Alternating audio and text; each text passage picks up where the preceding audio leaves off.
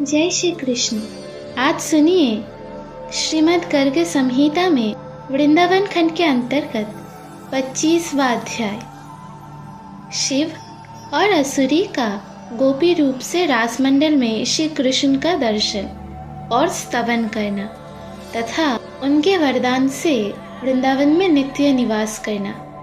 श्री नारद जी कहते हैं, राजन, भगवान शिव असुरी के साथ संपूर्ण हृदय से ऐसा निश्चय करके वहां से चले। वे दोनों श्री कृष्ण दर्शन के लिए ब्रजमंडल में गए। वहां की भूमि दिव्य वृक्षों, लताओं, कुंजों और गुमटियों से सुशोभित थी। उस दिव्य भूमि का दर्शन करते हुए दोनों ही यमुना तट पर गए। उस समय अत्यंत बलशालिनी गोलोक वासिनी गोप सुंदरिया हाथ में बेट की छड़ी लिए वहां पहरा दे रही थी। उन द्वार पालिकाओं ने मार्ग में स्थित होकर उन्हें बलपूर्वक रासमंडल में जाने से रोका। वह दोनों बोले, हम श्री कृष्ण दर्शन की लालसा से यहाँ आए हैं। नृपश्रेष्ठ, तब राह रोक कर खड़ी द्वार पालिकाओं ने उन दोनों से कहा, विप्रवरों, हम कोटि कोटि गोपांगनाएं वृंदावन को चारों ओर से घेर कर निरंतर रासमंडल की रक्षा कर रही है। इस कार्य में श्याम सुंदर श्री कृष्ण ने ही हमें नियुक्त किया है। इस एकांत रासमंडल में एकमात्र श्री कृष्ण ही पुरुष है। उस पुरुष रहित एकांत स्थान में गोपी युद्ध के सिवा दूसरा कोई कभी नहीं जा सकता। मुनियों, यदि तुम दोनों उनके दर्शन के अभिलाषी हो तो इस मान सरोवर में स्नान करो।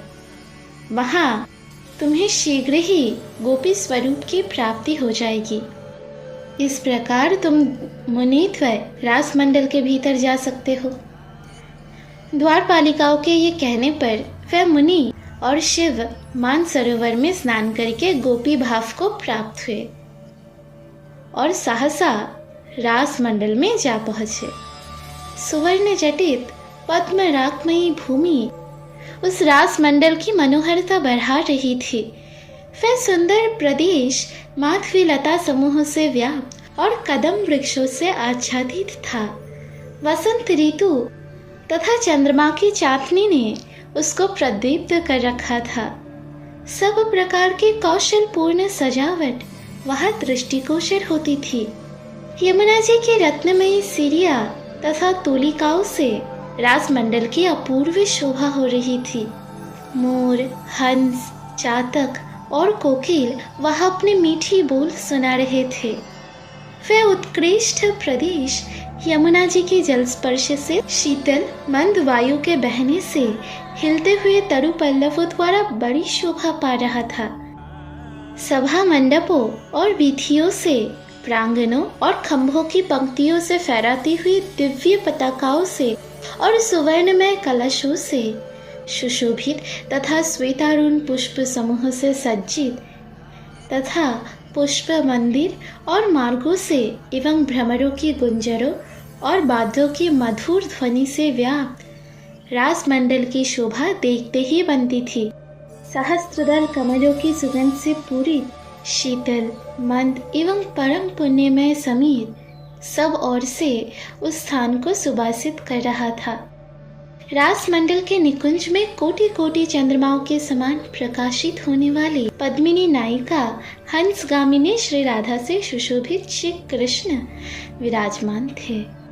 रासमंडल के भीतर निरंतर स्त्री रत्नों से घिरे हुए श्याम सुंदर विग्रह श्री कृष्ण का लावण्य करोड़ों कामदेवों को लज्जित करने वाला था। हाथ में वंशी और बीत लिए तथा श्री अंग पर पीतांबर धारण किए वह बड़े मनोहर जान पड़ते थे। उनके वक्षस्थल में श्रीवत्स का चिन्ह, कौस्तुभ मणि तथा वनमाला शोभा दे रही थी। झंकार से हुए नुपुर, पायजेब, करधानी और बाजूबंद से वे विभूषित थे। हार, कंकन तथा बाल रबी के समान कांतिमान दो कुंडलों से वे मंडित थे। करोड़ों चंद्रमाओं की कांति उनके आगे फीकी जान पड़ती थी। मस्तक पर मोर मुकुट धारण किए वह नंदनंदन मनोरथ दान दक्ष कटाक्ष द्वारा युवतियों का मन हर लेते थे। राजन, असुरी और शिव दोनों ने दूर से ही जब श्री कृष्ण को देखा तो हाथ जोड़ लिए।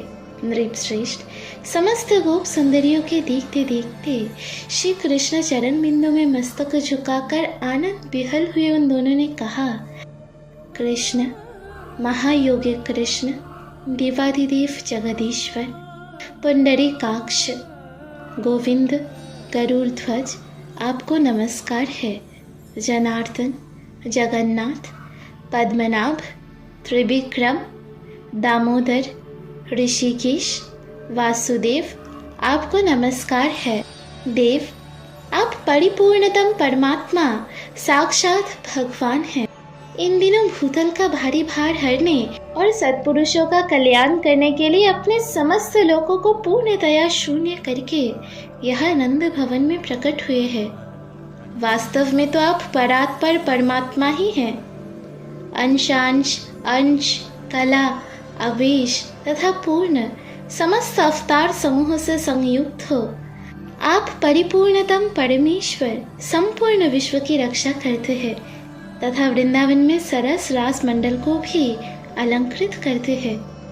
गोलोकनाथ, गिरिराजपते, परमेश्वर, वृंदावनाधीश्वर, नित्य विहार लीला का विस्तार करने वाले राधा बल्लभ, ब्रज सुंदरियों के मुख से अपना यशोगान सुनने वाले गोविंद, गोकुलपते, सर्वथा आपकी जय हो। शोभाशालिनी निकुंज लताओं के विकास के लिए आप ऋतुराज वसंत है। श्री राधिका के वक्ष और कंठ को विभूषित करने वाले रत्नहार है। श्री रासमंडल के पालक, ब्रज मंडल के अधीश्वर तथा ब्रह्मांड मंडल की भूमि के संरक्षक है। राजन, तब श्री राधा सहित भगवान श्री कृष्ण प्रसन्न हो मंद मंद मुस्कुराते हुए मेघ गर्जन की सी गंभीर वाणी में मुनि से बोले, तुम दोनों ने 60,000 वर्षों तक निरपेक्ष भाव से तप किया है। इसी से तुम्हें मेरा दर्शन प्राप्त हुआ है। जो अकिंचन, शांत तथा सर्वत्र शत्रु भावना से रहित है वही मेरा सखा है। अतः तुम दोनों अपने मन के अनुसार अभीष्ट वर मांगो। शिव और असुरी बोले, भूमन, आपको नमस्कार है। आप दोनों प्रिय प्रियतम के चरण कमलों के सन्निधि में सदा ही वृंदावन के भीतर हमारा निवास हो। आपके चरण से भिन्न और कोई वर हमें नहीं रुचता है। अतः आप दोनों श्री हरि एवं श्री राधिका को हमारा सादर नमस्कार है। राजन, तब भगवान ने तथास्तु कहकर उनकी प्रार्थना स्वीकार कर ली। तभी से शिव और असुरी मुनि मनोहर वृंदावन में वंशीवट के समीप रास मंडल से मंडित कालिंदी के निकटवर्ती पुलीन पर निकुंज के पास नित्य निवास करते हैं।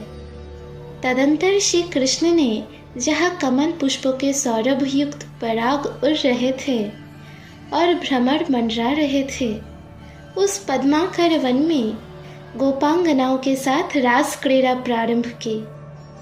मिथिलेश्वर, उस समय श्री कृष्ण ने 6 महीने की रात बनाई, परंतु उस रास लीला में सम्मिलित हुई गोपियों के लिए वह सुख और आमोदर से पूर्ण रात्रि एक क्षण के समान बीत गई। राजन, उन सब के मनोरथ पूर्ण हो गए। अरुणोदय की वेला में वे सभी ब्रज सुंदरिया झुंड के झुंड एक साथ होकर अपने घर को लौटे। श्री नंदनंदन साक्षात नंद मंदिर में चले गए और वृषभानुनंदिनी तुरंत ही वृषभानुपुर में जा पहुंची। इस प्रकार श्री कृष्ण चंद्र का ये मनोहर रास उपाख्यान सुनाया गया, जो समस्त पापों को हर लेने वाला पुण्यप्रद, मनोरथ पूरक तथा मंगल का धाम है। साधारण लोगों को ये धर्म, अर्थ और काम प्रदान करता है तथा मुमुक्षुओं को मोक्ष देने वाला है।